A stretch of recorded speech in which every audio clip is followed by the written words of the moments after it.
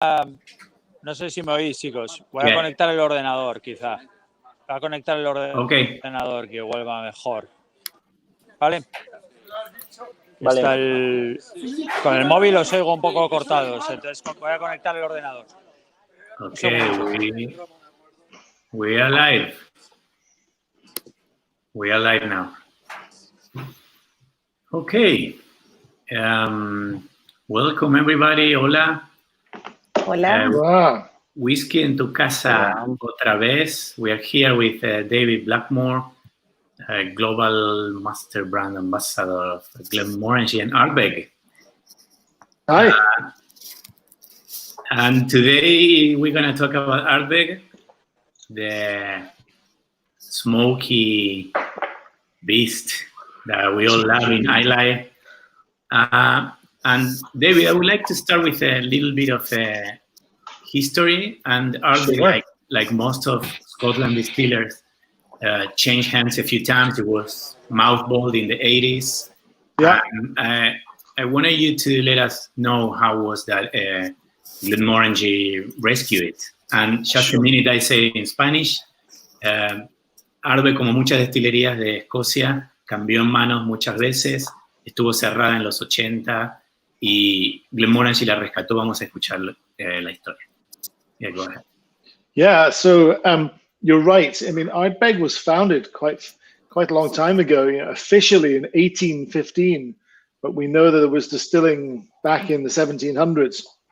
But it's closed and opened many times. It's been owned by various different companies, largely, I think, because of its very polarizing flavor profile.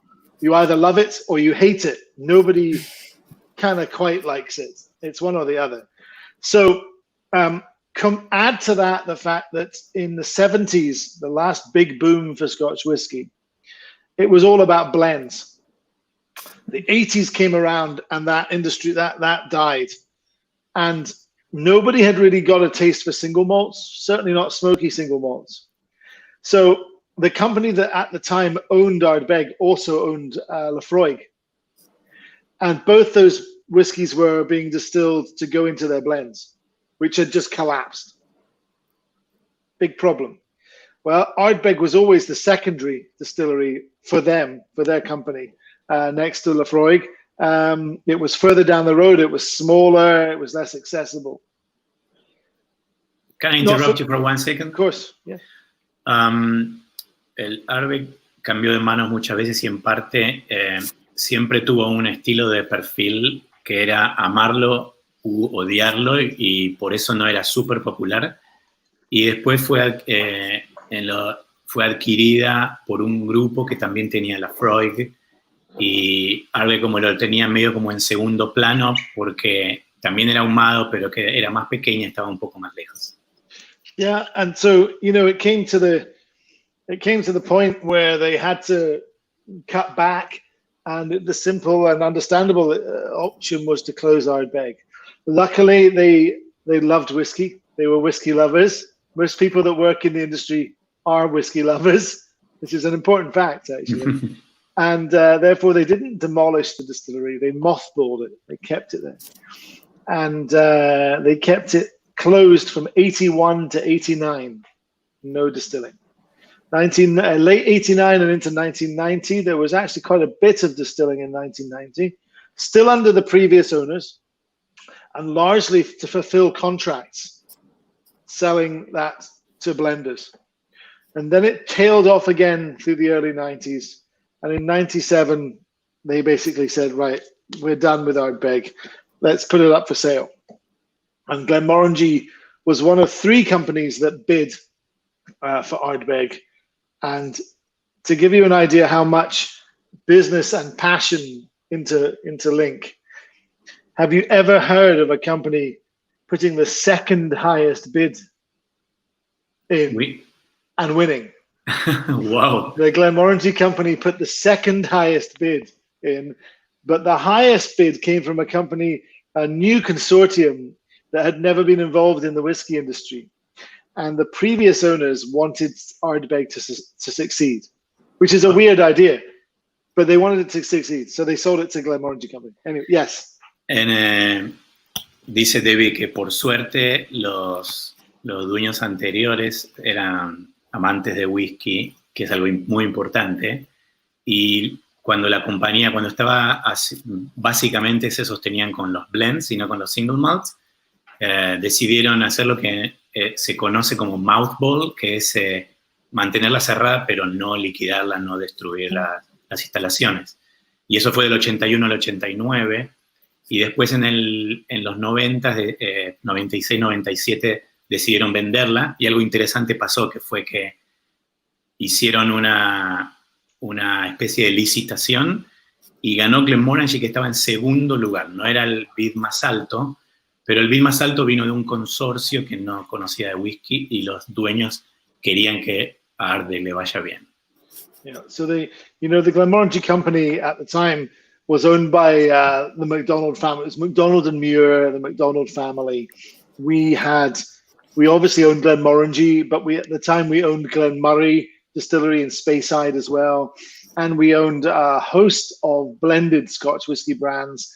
If anybody's listening from Portugal, you'll remember James Martin's 20-year-old and 30-year-old, the most popular super premium blended Scotch in Portugal until we stopped making it.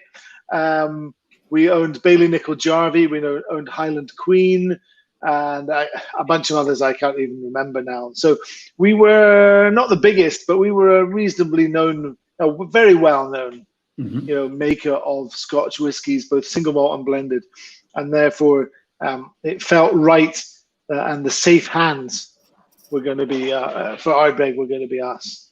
So that's when it started. Yeah. Plus to have this smoky profile. Yeah, and it was good for us as a company too, because we didn't have any smoky whiskies in the portfolio, at the time. It was a change for the company for sure, and a big jump into the dark, because the distillery, Ardbeg Distillery, was in a terrible, terrible state, of no investment since at least 1980. In 1997, we bought the distillery. Hey, there's Manu. Manu's back. So yeah, I mean, it was in a terrible state at the Ardbeg Distillery when we finally purchased it. Parte de la razón por la cual la compraron, por un lado, este perfil ahumado que no tenían, pero también eran exitosos haciendo muchos blends que no se conocen mucho en Latinoamérica, y estaban muy interesados por el estilo de compañía y la historia también de Ardbeg. So I love the story of how after Ardbeg came, from 2004 to 2008, this before the new era, Ardbeg 10, you play with the very young, the still young, the almost there. Yeah. And now the 10 is one of the most famous whiskies in the world. I wonder if also the fact that Glenmorangie has Ardbeg, or they are parts of the same group, influences Ardbeg in the use of different casks, or is it more like a current trend, no matter who has it? I think it's definitely something that's sculpted modern Ardbeg, and I don't think people really know this or understand this, that they think of Dr. Bill Lumsden as Glenmorangie, right? Pretty much. He does exactly the same job on Glenmorangie and Ardbeg. He's overseeing both. He's the creative mind behind both of them. And often that's misunderstood, because the company still to this day, even though we are owned by Moet Hennessy, we are still the Glenmorangie company, as it was in many ways when we bought Ardbeg Distillery. So Bill is in charge of all whiskey creation at the Glenmorangie company, which means, he did both these, which is an unusual position. You don't find many whiskey makers doing two different brands, certainly one so different, so far apart. So it definitely, his thinking is involved in both, but he's not dogmatic. He understands how different Ardbeg spirit is, and he understands that most often, not always, but most often, a totally different rationale and process has to be applied to Ardbeg. So we don't really finish Ardbeg. Finishing is a Glenmorangie thing. Light, elegant spirit, finishing and layering flavors is the way to go. Ardbeg is a much more old-fashioned, full maturation in cask type A, full maturation in cask type B, and bam, together. You know, that's the Ardbeg way of doing things usually. Like the Ugadale, for example. And Anno, even Anno, which is trying to make a softer, more approachable Ardbeg. There's no finishing there. It's virgin American oak, ex-bourbon American oak, and Pedro Jimenez cask, full maturation, 3 different streams put together. Now we let them marry for about 3 months in these marrying vats, which is basically effectively the same as allowing your whiskey to oxidize for half an hour in the glass. That idea of just knitting everything together. So, parte de lo que dice David es que detrás de estas 2 marcas de la destilería Glenmorangie y Ardbeg está Dr. Bill Lamson, que es brillante y muy especial, y es uno de los pocos casos en la industria donde hay un master distiller trabajando con 2 marcas tan diferentes, 2 perfiles tan diferentes. Y a la pregunta esta de si influye el estilo de Glenmorangie de usar acabados, dice que por un lado sí, y por el otro el tipo de trabajo que hacen con Ardbeg es mucho más antiguo, el estilo antiguo y directo. Agarran whisky madurado en una barrica, whisky madurado en otra, y pum, dice, los mezclan por unos meses más, y no tiene estas capas que tiene Glenmorangie, sino que es más directo de la mezcla de estas barricas. Es el caso de Anua, que es roble virgen americano, más ex-bourbon, más Pedro Jiménez, y el caso de Ugadale, que es ex-bourbon y Jerez. Anoa. Andrés is drinking Anoa right now. So, there you go. Brilliant. I'm going to ask one question. Manu, yes, sorry, go ahead. Manu, what are you drinking with your cigar? And I'm very jealous of your cigar. Here, I start with Ugadale, and I'm smoking Partagas Serie D. Do you know, my wife and kids have all gone out of the house. I'm not allowed to smoke in the house, but I could just do it. And well, I'm out of the house. Let me tell you, they can see the video. Well, no, do you know, they won't. Unlikely, because my wife and kids have just gone to visit a farmer a local farmer who has a goat farm. They've gone to pet the goats right now.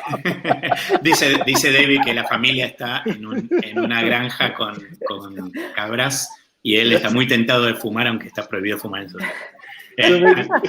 So I'm going to open to one question, and I want to invite the rest of the panel that I didn't introduce. Vero Tomaghelli from Whisky in Buenos Aires, Andrés Sánchez, Whisky Malt Colombia, and Manu Iturregi, Residence Café.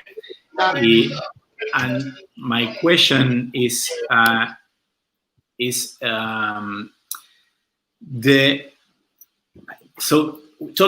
talk about PPMs. And I know there's a lot around it. Ardbeg has some specified numbers. I don't remember exactly, 50 to 60s. Mm-hmm. And can anybody claim to have the smokiest whiskey? ¿Puede alguien decir, este es el whisky más amado, este es más ahumado que el otro?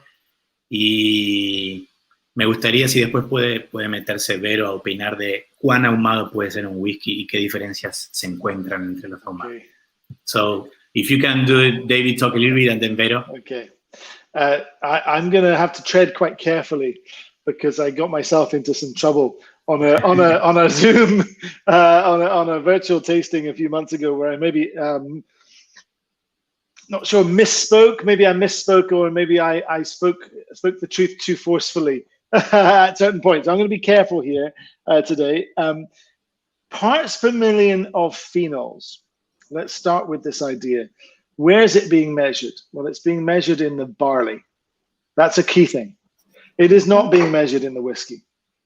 I've maybe seen one distiller do it once or twice. You know, I've seen a couple of bottles where people purport to have measured the phenols in the whiskey and put it on the bottle. That, in terms of a consumer, would actually be a much more transparent and meaningful thing, I think, actually. But parts per million phenols have been kind of grabbed by consumers and with the help of marketing departments, for sure.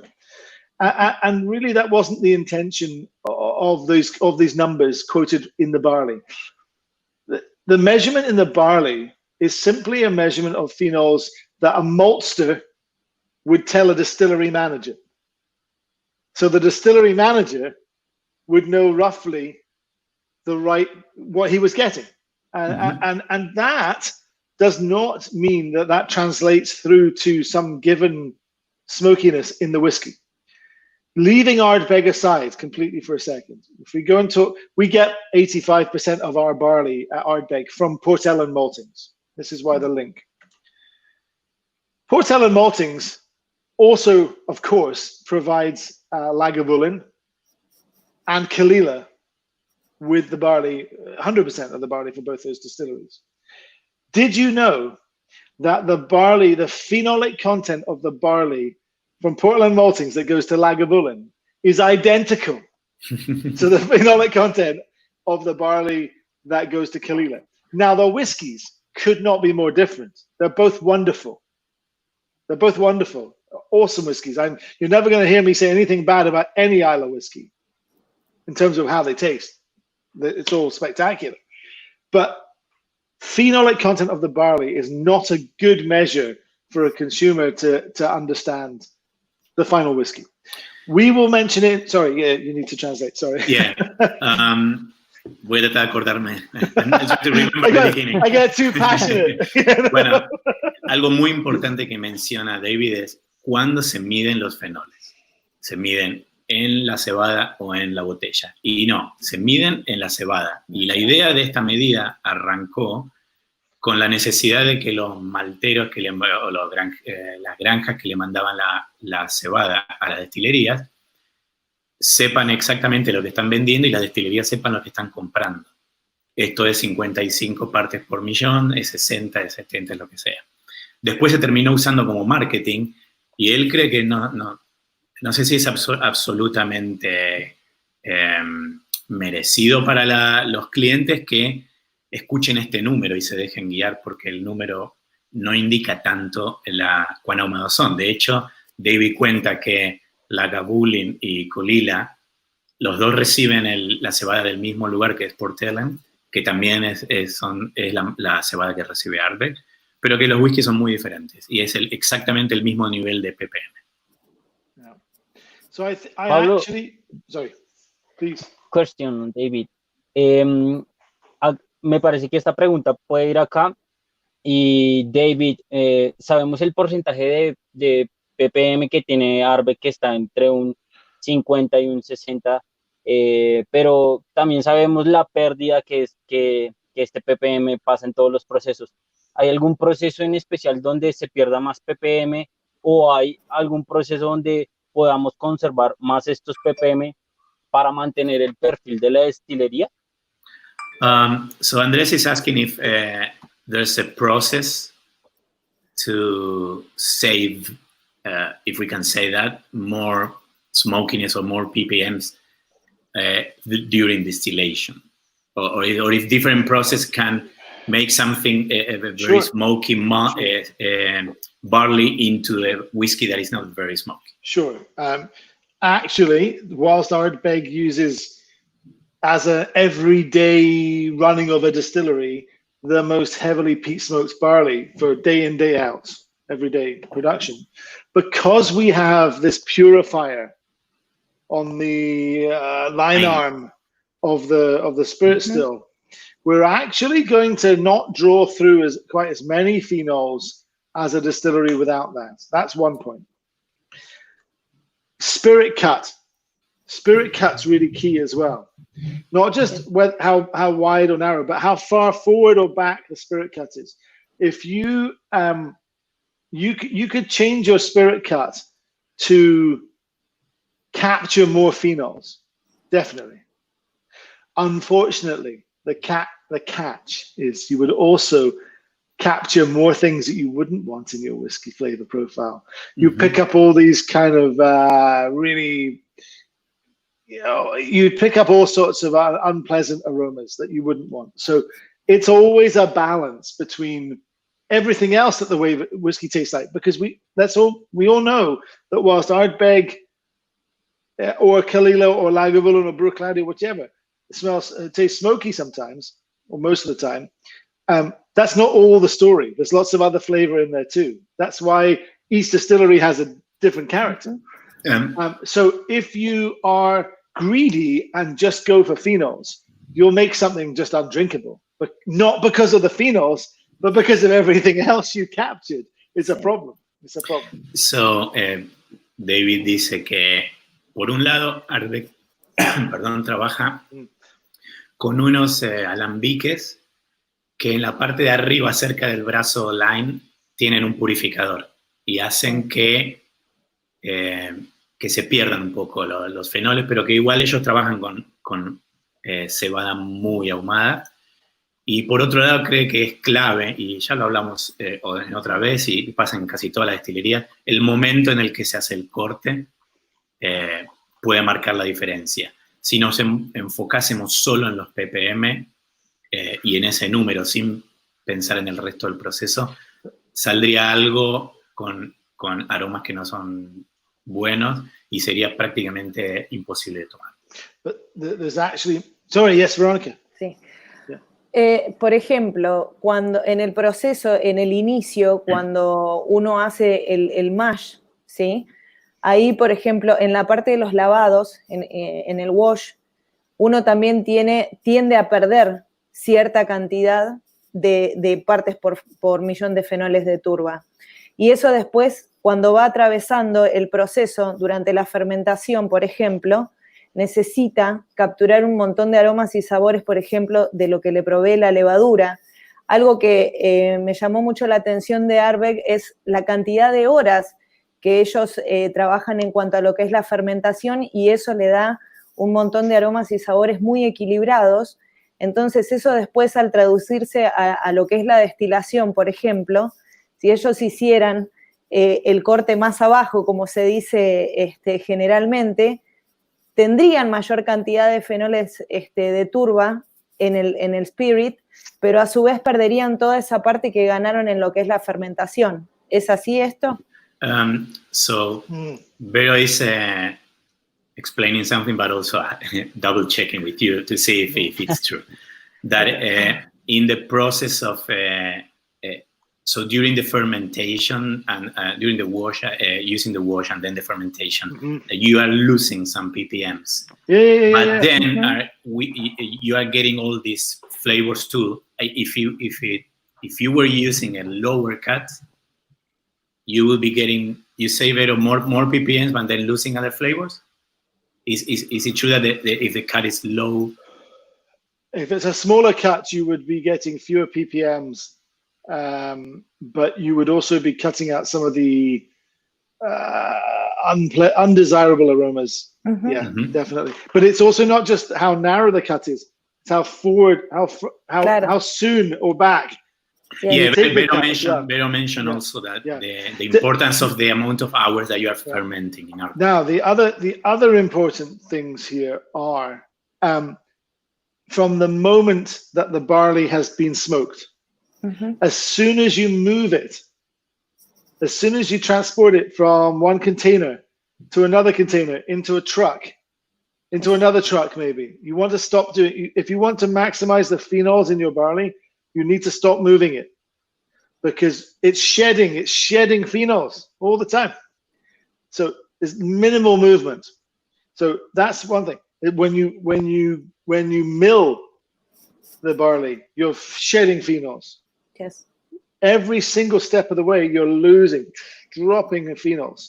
So the new spirit coming off any still, if you measure at Ardbeg 55, 65 ppm in the barley, maybe you're only getting 28 in the spirit. already. Yes. Then you age that spirit. You're getting phenols shedding still, but you're also, and I think you meant this as well during fermentation, from fermentation onwards, you're also introducing competitor flavors. Mm-hmm. And particularly during maturation, competitor flavors coming in like crazy. So the palate, your human palate is distractible.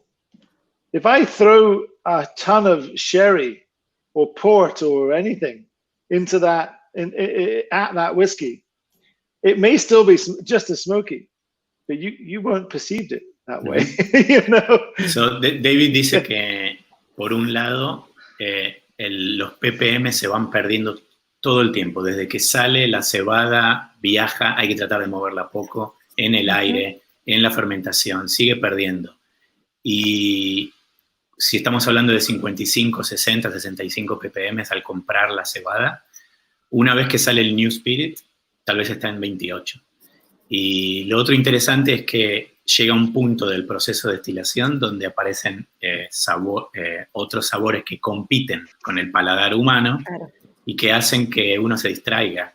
Puede ser más ahumado todavía, pero si apareció un dulzor, va a aparecer tal vez menos ahumado.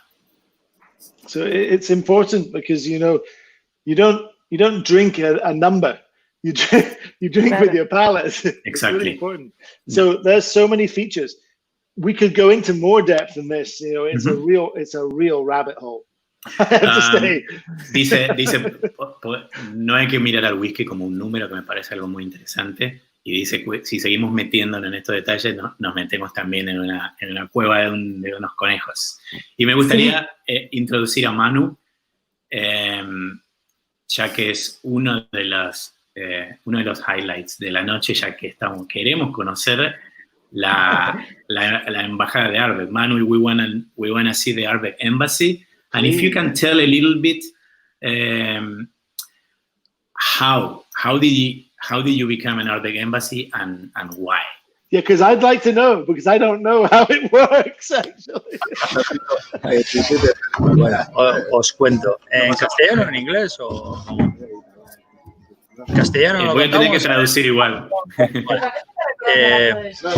Was like 10 years ago. My bar is here from 17 years. So when Ardbeg started coming to a Spanish market, so we only have from Isla, perhaps Lagavulin was well known, perhaps having a bit of Lafroig or Blackmore. So when they introduced me to Ardbeg, was like a punch, like boom. Yeah. So it's the similar punch like Lafroig, but the end is like more delicate. Yeah. So when I start investigating, so here I think there is the hand of Dr. Bill Lamson. Yeah. That is like you have the punch of the smokiness, but you have that elegance and that sweetness of tall stills of Ardbeg. So Ardbeg stills, so are very tall. The purifier, so you have that big smokiness, but you have a big story after that smokiness. No, so that's the character of Ardbeg that made me in love with that. So Ardbeg is very powerful in the north of Europe, in the Scandinavian countries. So they told me, we are trying to settle Ardbeg in these Mediterranean countries like Spain and Italy, and so we need some embassies. We have a small quantity of Ardbeg to send you. You have the Ardbeg 10, but if you want to have more, we have to pull everyone. So we get involved. We got involved into all this game, all this process. Having Ugedal, Corribreca, and everything. We traveled to Isla. We have an amazing trip, like 9 years ago. Wow. So that's the year was going. We went in May, and they were preparing alligator for September. Oh, cool! we tasted alligator from the barrel with Nike heads there in the warehouse. So it was like love at first sight. No, it's in English. Amor a primera vista. Yeah. So I started with this work with Ardbeg. We have a lot of Ardbegians. Here is the north of Spain, here in Basque Country and all the Cantabric. We have quite cloudy weather, so it's quite near process of wine, like in Scotland or Ireland. So we are able to drink these salty things. This is not sunny Spain; it's like cloudy Spain. So it's cloudy Spain. Yeah, it's very good for us. So we started with us. Si quieres traducir. Manu, do you want to start showing something while I translate, or you wanted to say something else? Podemos ir para adentro. So Manu, he's gonna show the bar inside, the embassy, and in the meantime, I'm gonna translate to Spanish for a little bit. Manu contaba que, I'm gonna put him in. I'm gonna give him focus. Here we are. Hey, there we go. So Manu is showing a Friday night in Bilbao. Manu está en el País Vasco y es la España con nubes, no la España soleada. Dice, se parece mucho a Escocia y por eso se sienten identificados con Ardbeg. Ahí está mostrando las botellas. Ahí está el Kelpie. Wow, Ay, okay. Supernova Alligator Ardbeg Day. 70 some vintages. Wow. 7 vintages. Ahí un poco más. Ahí están los que yo mencionaba del 2004 al 2008. Almost There. Alligator. Supernova. Nice. Oh, hold on. And here we have, which is available now.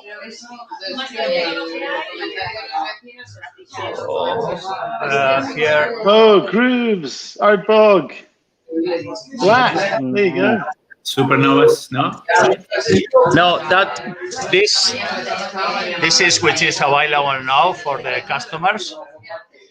Wow. This is Ardbeg now available, and there is our private collection and special. I need to come visit. Every release from Supernova to now at this moment, which are available in Spanish market. Can you show the tables? No, the tables now are from Guinness, but we used to have. No, the other ones, the one inside. I remember the tables were Ardbeg tables. Yeah, but okay. Sorry, customers here. Oh, okay, no problem. Which Ardbeg tables because they were all. So now we have these new Guinness ones. But did you hear that, David? You had to send new tables. Seriously, I like Guinness. I like Guinness, so I'm conflicted. Out of collect. This you have an Ardbeg Day. This Dalton, Renaissance, Perpetuum, 17 years. Here, 75. This is a Kelpie special release by Nike heads. So we have a very, very nice collection. And here is Shorty too.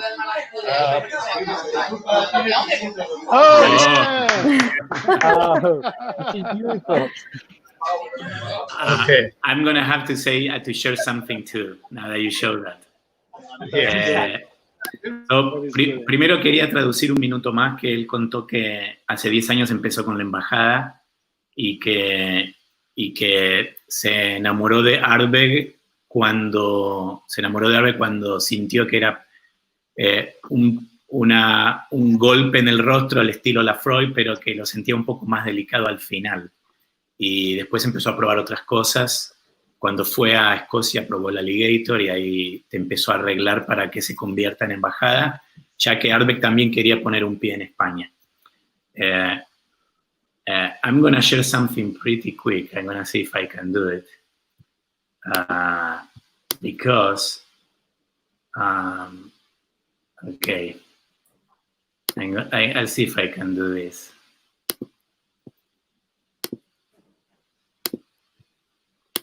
Let me see if you can see that.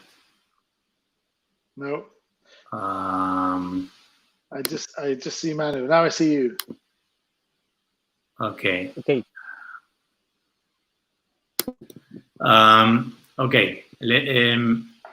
There's something I had to change. No problem. Actually, I can change. I can show with my phone because the share screen was not working. But hace pocos días, I have a new official pet,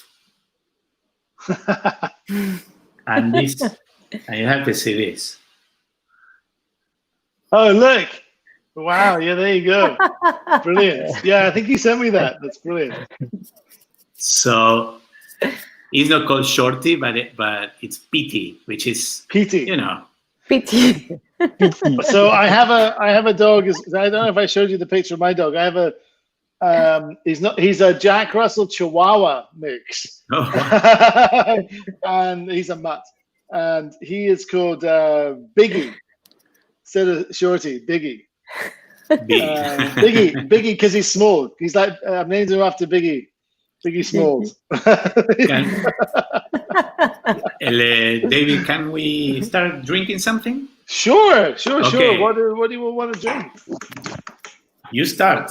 I also want to ask, I guess, Andrés, because Colombia, I'm guessing, probably has the toughest time getting Ardbeg. What Ardbegs are available?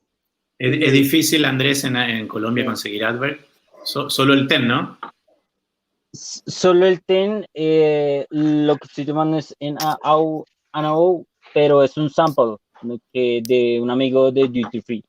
Oh, he got AO through a duty free sample, but he has only access to 10.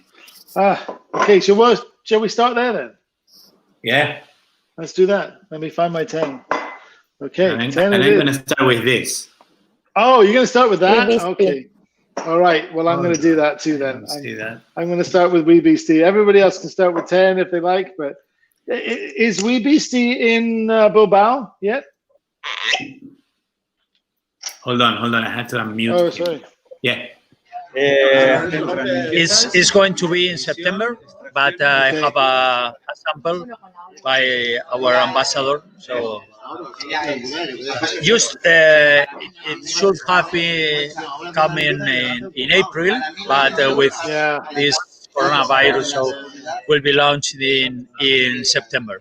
So, but I have Wee Beastie here. And things seem relatively back to normal in Spain now. We are trying.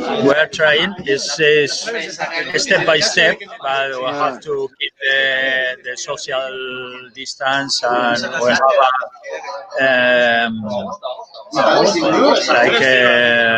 como es reducción de espacio en los bares, aforo limitado. Yeah, they are not at full capacity in the bar. Yeah. Okay. Not bad. Cross fingers. It's here in Dallas. Dallas is very bad. Very, very bad right now. Not good. Anyway. Yeah. Let's talk about whiskey. David, I don't want to think about it. te tengo que confesar que esta expresión de Ardbeg me sorprendió muchísimo porque hay una nota muy familiar en Colombia que es el anís, y acá la encuentro muchísimo con unos toques y unos matices de chocolate y esa expresión que se ensambla muy bien con estas barricas, ¿no? Sin lugar a duda, Blackmore AO es excelente. Andrés is saying that and this is fascinating because I think everybody brings their own stories and their own perceptions.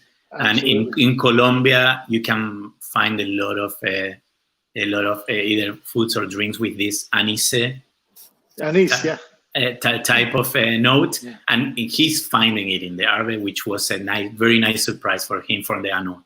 Big time. It's Andres, if you like the anise note in Ano, the 5-year-old wee beastie, you're going to fall in love with it. It's all about anise.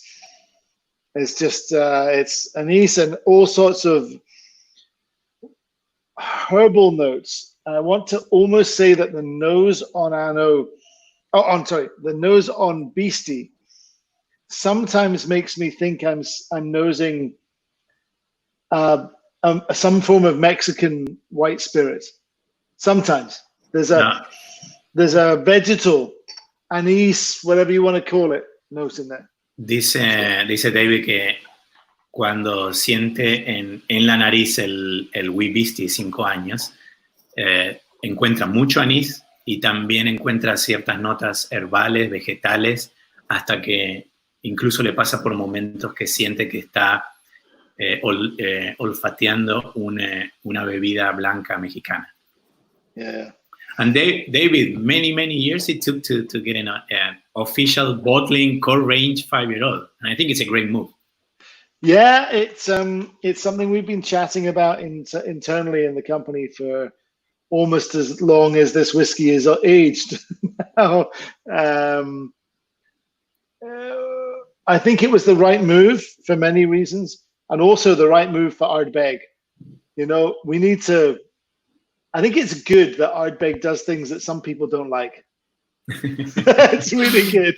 Dice que es un buen movimiento, no solo haber sacado un whisky tan joven, como yo le decía la primera vez que en su gama principal tienen un whisky de 5 años, y él dice, también enojó a mucha gente y a Ardbeg le gusta enojar gente.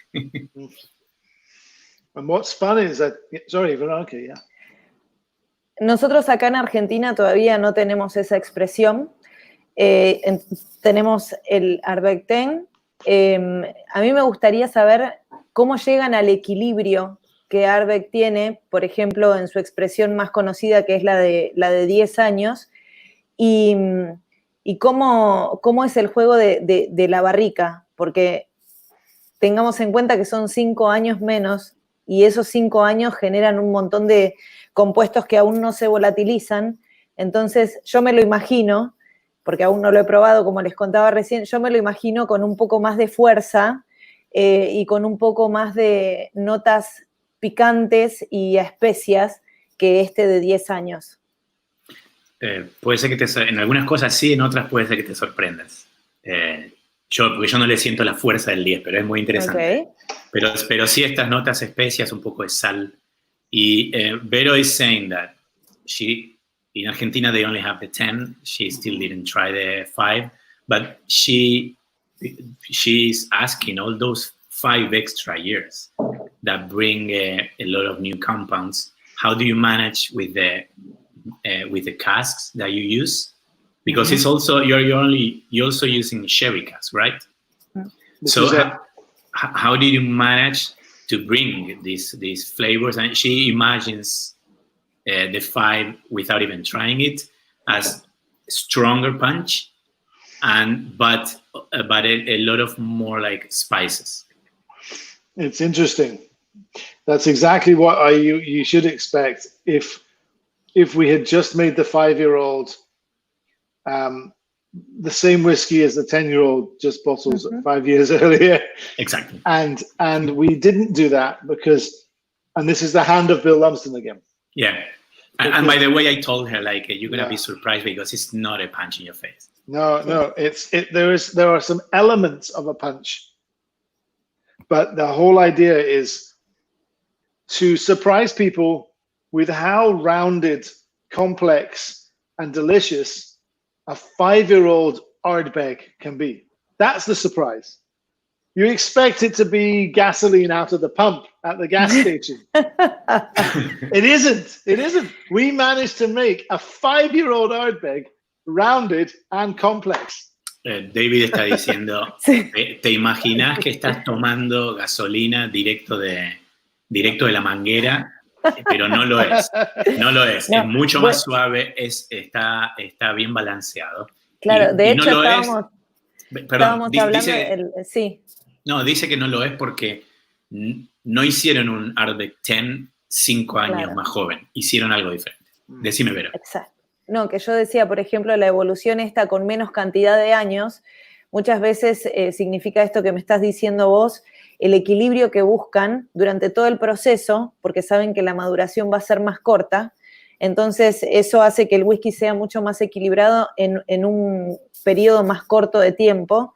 Y eso tiene mucho que ver con, sobre todo con los whiskies de Islay, porque los whiskies extremadamente ahumados son esos que muchas veces son difíciles de equilibrar con tan poco tiempo de barrica. Entonces, a eso es a lo que yo me refería, que, o sea, yo no me imagino que voy a tomar gasolina, pero sí me imagino que habrán hecho un trabajo mucho más, digamos, atendiendo cada uno de los procesos para que en menos tiempo se pueda llegar a lograr ese equilibrio. Vero says that yes, she doesn't imagine that she's going to be drinking gasoline, for sure. But no, that's okay. I wasn't offended by that because no. Because I actually think Ardbeg 10 has notes of gasoline, really nice notes of gasoline. I like it. By the way, I remember that when one of my children was like 4 or 5 years old, we were in a gas station, and every time he was smelling something, he would say, "This smells like something candy." And we were in a gas station, and he said, "I love gas candy." Wow. So, but you know, Vero is saying that I think it must be like a really good job of balancing a very young whiskey, because you have to pay close attention to each part of the process if you want something delicate and young. Yeah, and the key here is that whereas Ardbeg 10 is entirely aged in American white oak ex-bourbon, Ardbeg 5 is 50% ex-bourbon, 50% refill sherry casks. Okay. So there's a lot of sherry influence, but it's refill. And it has to compete with the aggressive nature of Ardbeg at a young age and the phenols, everything in there. So actually, it all comes back to a balance. Sí, habla David del balance de 50% ex-bourbon, 50% ex-jerez, y competir también con los fenoles que tanto hablamos al comienzo, y le da un buen balance. Incluso esta salinidad, I found it salty, and I think it's one of my favorite surprises since the nose, and it transfers again to the palate. It reminds me of almost, and a few Ardbegs have done this, it reminds me of like when I used to be able to fly on a plane. If I was up in the front of the plane, when you, in the US at least, when you get that little bowl of heated nuts, cashew nuts, salted cashews, right? It's salted cashew nuts. Salted cashews. Dice castañas de cashew con sal, que a veces le dan en algunos aviones cuando se podía volar. Manu, I have a question for you. No, eres un cliente. Manu. What's the question? So, the sherry cask here is oloroso like in Yugodel, or you are using fino, as you say, that gives more saltiness and more punch? It's oloroso as far as I know. It's a good question. Yeah, I've never directly asked Bill, but I've always assumed it's oloroso. I'm sure it's oloroso. Because a lot of times whiskey companies talk about sherry casks. A lot of sherry wines. So if you use a fino manzanilla, is oxidative sherry wine, which is more salty, more fresh. They are fresh wines. If you use a oloroso, is sweet in nose, but it's dry in the palate. Yes. If you use a palo cortado or amontillado, so you have a big range of sherry to use. Yeah. So it will change a lot. So for me, this spiciness in nose and this small dryness reminds me more young oloroso, like oxidative, like biological sherry, like fino, more than an oloroso, more rounded, more like dried fruit, in Ugadal. But remember, this is unlike Ugadal. I think we're using refill sherry. So that changes the dynamics. For me, I tried this Whisky. So for me, it has the magic of being wild enough for being a young Ardbeg. So this spiciness and this punch of the smokiness or the peat, but you have more drier finish like in a 10. When you drink a 10, the finish is like more fruity, perhaps. Yes. Yeah. And here is more dry, so reminds me like this sherry. So it's wonderful. Okay, I'm glad you like it, because obviously, whilst we at Ardbeg we don't take our brand, our marketing very seriously. We do crazy things, and that's what whiskey should be. Whiskey should be fun. The days of stuffy old white guys drinking whiskey. I mean, I'm rapidly becoming a stuffy old white guy, but the days of that being what whiskey's about have hopefully long gone. And Ardbeg has been at the forefront of that. David dice que el Ardbeg a veces no se toma las cosas muy en serio como para jugar y experimentar, y dice que así deberían ser las cosas, que en la industria tendría que divertirse más. Y a pesar que él dice que se está convirtiendo en uno de estos hombres blancos que son el típico estereotipo de whisky, él aún cree que hay que divertirse. Y quiero mencionar algo que decía Manu, que él hablaba de la importancia de la diferencia entre los diferentes jerez, las diferentes barricas que se usan. El fino es más seco, a él el Ardbeg 5 le hace, el Whisky le hace acordar un poco más a un fino que a un oloroso. Y David menciona que el oloroso que están usando casi seguro es second fill, refill. No, refill, que es más todavía. Refill, I think so, yeah. I think so. Andrés and Veronica, I'm feeling like you're really left out, so we should have some Ardbeg 10. And we should all enjoy that. Andrés y Verónica, para que no se queden afuera. It's a bit unfair that we're all drinking Ardbeg Whisky and nobody else can. Okay. Question, David. Yeah.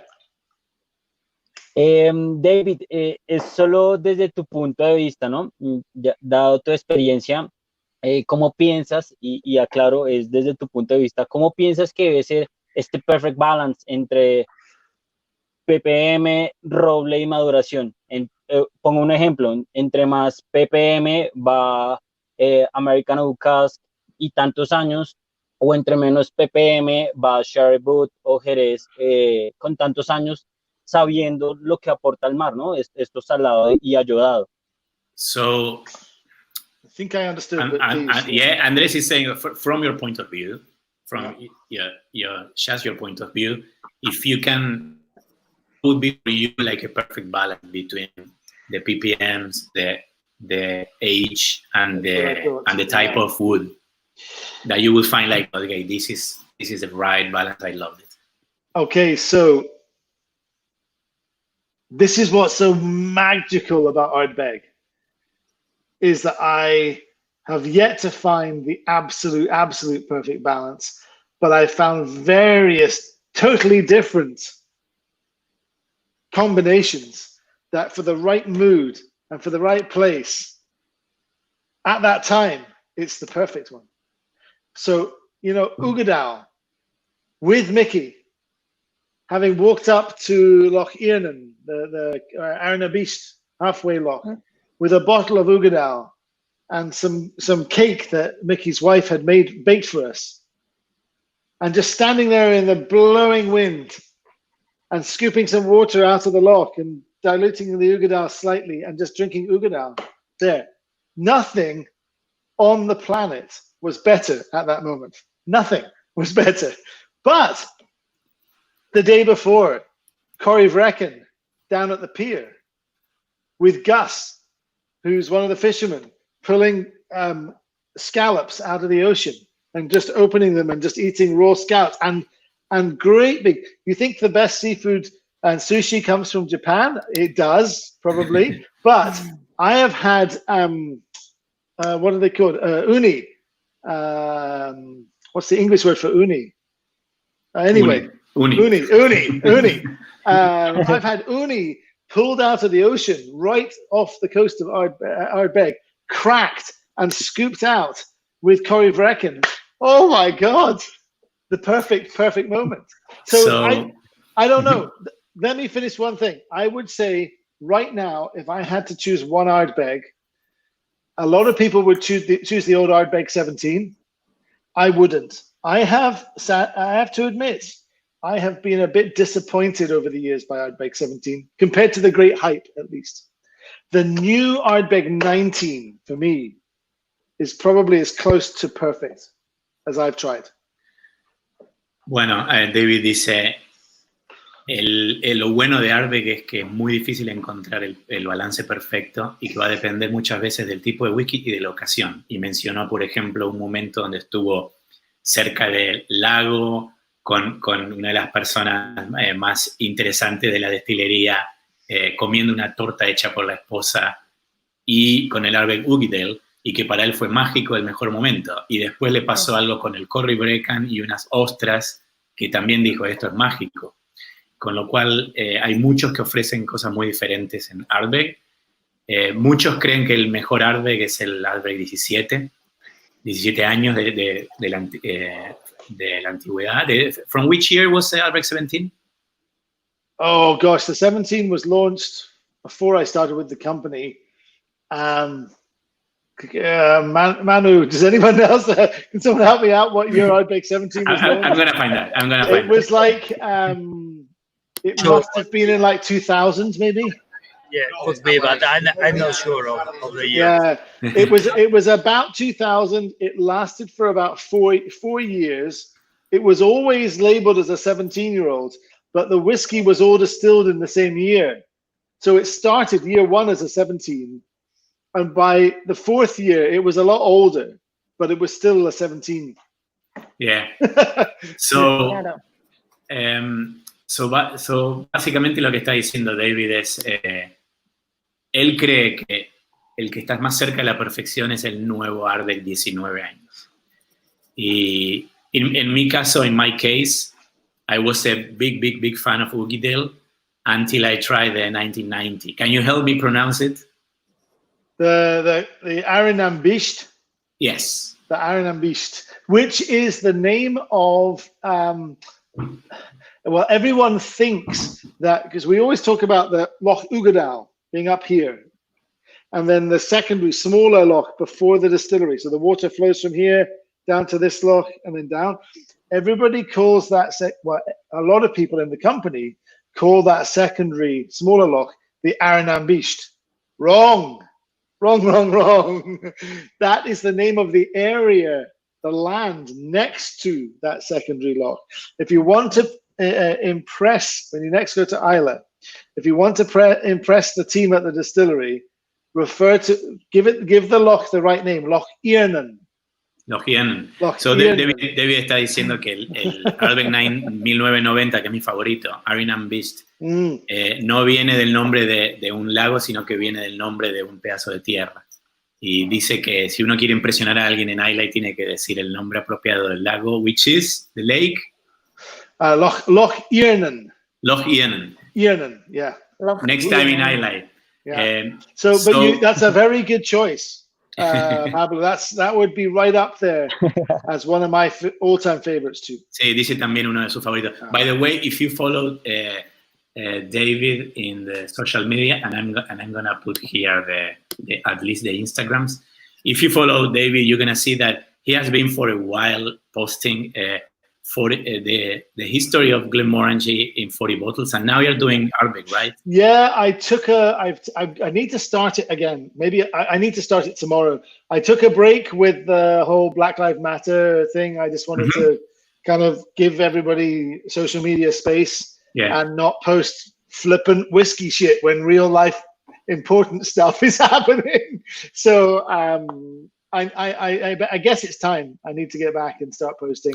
David dice que le quiso dar un break a esto de postear botellas por todas las protestas sobre racismo que pasaron en Estados Unidos, pero que sí, que muestra la historia a través de las botellas. We have to finish very soon. We are reaching an hour, but are we? Wow! I would like to ask if anybody has one more question for David, and if we can try one more thing. Si alguien tiene una pregunta para David, ya que nos tenemos que ir, y si David quiere hablar de un whisky más, abrir algo más. You want to open anything else, David? Well, I just very selfishly opened this. Dice que él se siente un egoísta y abrió el nuevo Black. Committee Ardbeg Black, which I just want to say, if you are a Corey Vrecken fan, which you should be, because Corey Vrecken is just a magnificent whiskey. If you like Corey Vrecken and you haven't tried Black, you need to, because this is, for me, this is like Corey Vrecken with a extra flourish of dark red fruit, almost like plum jam. Dice David que si al que le gusta Corey Vrecken, y debería gustarles a todos según él, pero al que le gusta Corey Vrecken, el Black que acaba de lanzar el Committee Release, esta edición limitada de Black, el nuevo, es una especie de Corey Vrecken con una nota mucho más fuerte de cierto tipo de mermelada de frutas oscuras, como si fuese plums, plum, o de ciruelas, por ejemplo. This is amazing. For me, this is the best committee. This is the best Ardbeg Day release in a long time, maybe ever. This might be the best Ardbeg Day release. Dice uno de sus favoritos, el committee release de todos los tiempos, en muchos años. Something similar happened with the Catador 15. I think I must say you are right on spot. This has been a good year, despite everything else going on in the world, all the shit happening. A pesar de toda la basura que pasó en el mundo, para Glenmorangie y Ardbeg parece ser un buen año porque el Black y el Catador son fantásticos. The good news is this is not the end of releases from either distillery this year. There's more coming.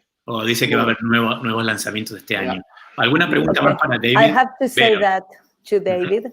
Sure. Thanks for sharing with Andrés and I, because we don't have that whiskeys in our countries, but we can imagine how rich is it legal for me to like fill little bottles and mail them to you? Because if it is, I'll do it.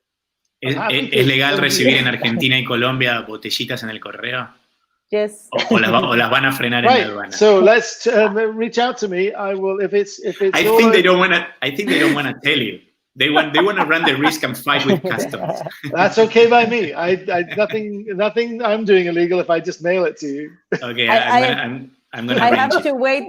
I have to wait for my next visit to Scotland. No. I'm gonna arrange to see if you can send something. Let's figure it out less publicly. Figure out how we could maybe do this. But okay, let's say publicly that if it's not legal, we're not gonna do it. We will not do it if it's illegal. ¿Alguna pregunta más? Manu, ¿quieres decir algo? No era pregunta, estoy de acuerdo con lo que decía del Black, que para mí quizá la expresión que se parecía más a Corey Vrecken podría ser Kelpie de hace unos años, el Grooves y el Drum. Eran unas notas que quizá no cuajaron tanto, pero el Black, con esas notas que nos decía de mermeladas, de frutos rojos, tal, un poco a mí me recordaba a los dibujos animados del oso Yogi, de tiempo, de estos pasteles que dejaban en la ventana y que robaba el oso. O sea, esos pasteles de arándanos que se quedaban en la ventana horneados, me da esa sensación, ¿no? Como un pastel en la ventana de una casa de Ayla, ¿no? So Manu is saying that he agrees with your vision of Black, and it reminds him of this cartoon Yogi the Bear, where he would steal those black fruit cakes from the windows. Hey, Boo Boo! Yeah, Yogi and Boo, exactly. Hey, Boo! I'm smarter than the average bear. I love that. That's so good. I'm stealing that. Creo que se me va a acabar el drum, pero yo le brindo por este bonito momento. Yeah, Slangeva. But the 10 is still an amazing dram. It really is. Guys. Thank you, everybody. This was amazing. It's been, I feel like I know you guys. I hope that before not too long, I actually come get to visit you, and maybe we should plan a get together somewhere. Isla. Okay. That would be amazing. David dice que siente que los está conociendo y le encantaría viajar. Y si no puede viajar a todos estos países, tal vez nos tendríamos que encontrar todos en Isla. Let's do it. 2021. The Isla reunion. Yes, absolutely. So you gave up. You gave up for 2020. 2021, yes. Yeah. 2021. It's not happened this year. Bueno, gracias a todos. Gracias a todos. Un placer. Thank you. Slangeva. Slangeva. Slangeva.